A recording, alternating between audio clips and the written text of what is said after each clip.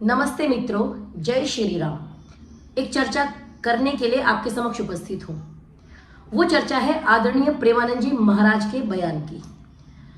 आदरणीय प्रेमानंद जी महाराज ने एक बयान दिया, बहुत सामान्य बयान दिया और जो देश में चल रहा है बिल्कुल सत्य, लेकिन कटु सत्य। हमको आदत नहीं है ना, हम कर्म तो गलत करेंगे लेकिन सुन नहीं पाएंगे। जैसे कहा जाता है ना कि फलम पापस्य नेच्छन्ति पापम कुर्वन्ति मानवः। मनुष्य जो है वो पाप का फल नहीं चाहता लेकिन पाप करता है, और पुण्य का फल चाहता है लेकिन पुण्य करना नहीं चाहता। तो हम गलत कार्य करते हैं लेकिन उसको सुनना नहीं चाहते, उसको सुनने में हमको बुरा लगता है। भाई जो काम हम कर रहे हैं उसको सुनने में पीड़ा कैसी। सनातन समाज का, हिंदू समाज का नाश का कारण ही यही है कि हमने सत्य बोलना और सत्य सुनना बंद कर दिया। मीठा मीठा बोले इसलिए देश के इतना विभाजन हुआ, इतने टुकड़े हुए, और आज भी पुनः उसी ओर अग्रसर है। आप विचार कीजिए, अभी कुछ ही दिनों में, लगभग 2 महीने के अंतर्गत कम से कम 50 कांड ऐसे हैं जो सोशल मीडिया पे तैर रहे हैं। सोनम रघुवंशी जैसे, नीला ड्रम, आप मेरठ वाला देख लीजिए। केवल मैं लड़की गलत नहीं कह रही हूँ, लड़की और लड़के की दोनों की तरफ से। आदरणीय प्रेमानंद जी महाराज ने एक बयान दिया। उन्होंने कहा कि 100 में से कोई 4 या 5 या 10 ऐसे कुछ करके कि कुछ लड़कियां पवित्र होती है या कुछ लड़के। तो उन्होंने एक बहुत सामान्य सी बात बोली कि जो पहले कई लोगों के साथ रह चुका, 4 लोगों के साथ रह चुका या रह चुकी, दोनों बोला, एक को नहीं बोला, दोनों को बोला कि जो रह चुका या रह चुकी वो किसी एक के प्रति निष्ठावान कैसे हो जाएगा। अब आप सीधी बात मुझे बताइए, इस बयान में गलत क्या है। उन्होंने बोला जो 4 लोगों के साथ रह चुका या रह चुकी वो किसी एक के प्रति निष्ठावान कैसे हो पाएगा। अब इसमें गलती बताओ। आप इसको तार्किक रूप से देखिए, टेक्निकली रूप से देखिए। अगर गलत है तो मुझे बताइए, आप खुद विचार करो। अगर आप किसी एक बंदे के साथ रहते हो, 2 के साथ रहते हो, 3 के साथ रहते हो, 4 के साथ रहते हो, फिर 5वें के प्रति कैसे निष्ठावान रहोगे। अगर निष्ठावान थे, मैं थोड़ा और कटु सत्य बोलूंगी, तो 1 के प्रति निष्ठावान रहते, 1 के प्रति नहीं रहे, 2 के रहते। अब 2 नहीं, 3 नहीं, 4 नहीं, या 5वें के प्रति निष्ठावान कैसे रहोगे। सोनम रघुवंशी ने 7 फेरे लेने के बाद उसको जाकर के वहां पे मार दिया। नहीं पसंद आ रहा था आप छोड़ देती, लेकिन आपने ऐसा नहीं किया। और ऐसा इसलिए नहीं किया वो पसंद नहीं आ रहा था, ऐसा इसलिए किया क्योंकि उसको कोई और पहले पसंद था। ऐसा ही आप सौरभ हत्याकांड देख लीजिए, मेरठ वाला, आप सबके सामने है, उसमें कुछ कहने की बात नहीं है। तो ऐसा प्रेमानंद जी महाराज ने क्या कह दिया, भाई जो इतनी मिर्ची लग रही है क्यों नहीं सुना जा रहा। कर रहे हैं ना, सोशल मीडिया पे कल का एक वीडियो तैर रहा है। एक लड़की शादीशुदा है, पति है उसका, और वो लड़की अपने अधिकारी या कुछ भी जिसके अंडर में काम करती है उसके साथ उसकी वीडियो वायरल हुई है। आप सब देख रहे हो, देखा होगा ना वो वीडियो नहीं देखा मैंने, फोटोज तो देखा, वीडियो नहीं पता मेरे को। लेकिन ये आप सबको पता है, ये सोचना तो है कि उसकी वीडियो तैर रही है ना वो लड़की। तो आप ये बताओ कि वो आज अपने पति के साथ है लेकिन उसके प्रति निष्ठावान तो नहीं है। परवेज नाम का कोई लड़का है, उसके साथ वो निष्ठावान है। तो क्या गलत बोल दिया प्रेमानंद जी महाराज ने। मनुस्मृति में यही तो कहा गया। स्वामी दयानंद तो कहते हैं बालक की पाठशाला दूर होनी चाहिए, बालिका की पाठशाला दूर होनी चाहिए, दोनों में गैप होना चाहिए, दूरियां होनी चाहिए। तो आप उनको तो कहते हो भाई पिछड़ी सोच के लोग हैं, ये आधुनिकता नहीं है। आधुनिकता क्या है, 4 लोगों के साथ रिलेशनशिप रखना आधुनिकता है।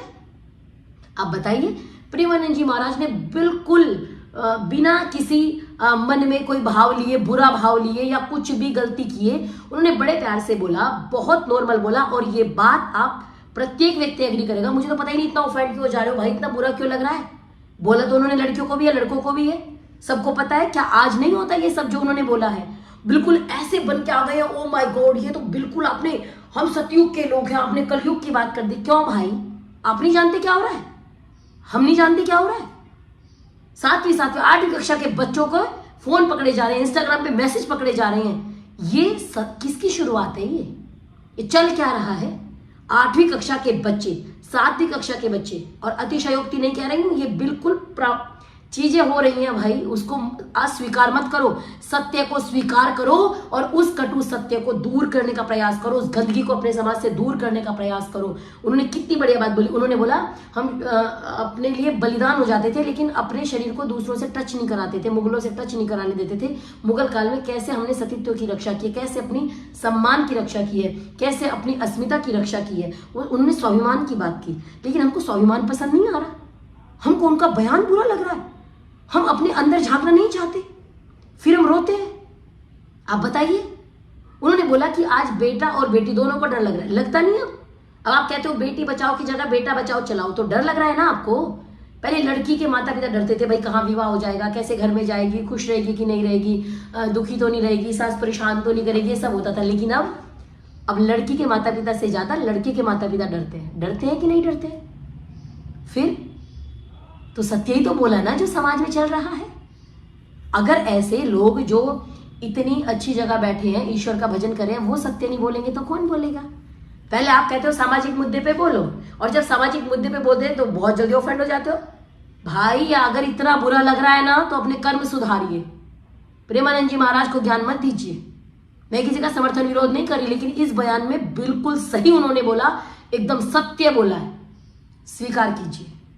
और बुरा लगता है तो यूनिवर्सिटी में जाकर के देखिए, कॉलेज में जाकर के देखिए, टीचर्स से पूछिए, प्रोफेसर से पूछिए विद्यालय में चल क्या रहा है, सबको पता है। लेकिन मुझे याद आती है पंचतंत्र की वो पंक्तियां कि उपदेश से आप मूर्ख जो होता है वो क्रोधित होता है, शांत नहीं होता। उपदेशो ही मूर्खाणाम प्रकोपायन शांतये।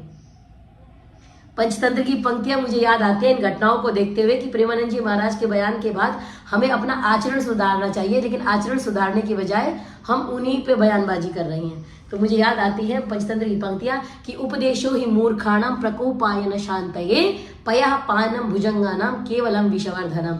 मूर्ख व्यक्ति कभी उपदेश से शांत नहीं होता। अगर आप उसको उसकी गलती बताओगे तो वो शांत नहीं होगा, समझेगा नहीं, अभी तो और कुपित हो जाएगा, क्रोधित हो जाएगा, जैसे आजकल नारीवाद का झंडा बुलंद करने वाले कुछ लोग हो रहे हैं, है ना। लेकिन जिस प्रकार कैसे क्रोधित हो जाएंगे, जैसे सांप को अगर आप दूध भी पिलाओगे ना तो भी वो जहरी उगलेगा, विष ही बढ़ेगा, जहरी बढ़ेगा, वो आपको अमृत नहीं पिलाने लग जाएगा।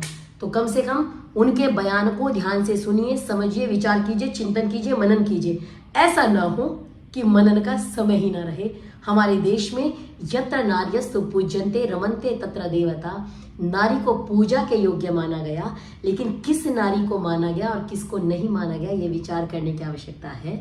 तो उनके बयान पे ओफेंड होने की बजाय अपने कर्मों को अगर ठीक करेंगे तो निश्चित रूप से हमको भी शांति रहेगी और शायद उनको भी ऐसे बयान देने की आवश्यकता नहीं पड़ेगी। बहुत बहुत धन्यवाद। जय श्री राम।